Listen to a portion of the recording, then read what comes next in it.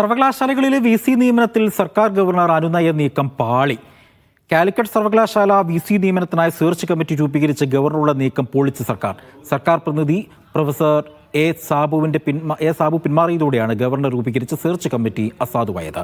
VC നിയമനത്തിൽ വിട്ടുവീഴ്ച വേണ്ട എന്നാണ് സർക്കാരിന്റെ തീരുമാനം. Media 1 exclusive.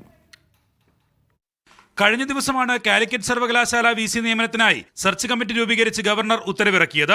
സർക്കാരും ഗവർണറും അനുനയത്തിലേക്ക് എന്ന സൂചനയായിരുന്നു ഇത് നൽകിയത്. സർവകലാശാല പ്രതിനിധി, ഗവർണറുടെ പ്രതിനിധി, UGC പ്രതിനിധി എന്നിവരെ ഉൾപ്പെടുത്തിയായിരുന്നു സെർച്ച് കമ്മിറ്റി. ഉത്തരവിറങ്ങി മണിക്കൂറുകൾക്കകം നാടകീയമായി സർവകലാശാല പ്രതിനിധി പ്രൊഫസർ എ സാബു കമ്മിറ്റിയിൽ നിന്നും പിന്മാറുന്നതായി ഇമെയിൽ സന്ദേശത്തിലൂടെയാണ് ഗവർണറെ അറിയിച്ചത്. ഇതോടെ ഗവർണർ പുറത്തിറക്കിയ സെർച്ച് കമ്മിറ്റി പട്ടിക അസാധുവായി. ഡിജിറ്റൽ സാങ്കേതിക സർവകലാശാലകളിലെ VC നിയമനത്തിൽ മുഖ്യമന്ത്രി നൽകിയ പട്ടിക ഗവർണർ ഇതുവരെയും അംഗീകരിച്ചിട്ടില്ല.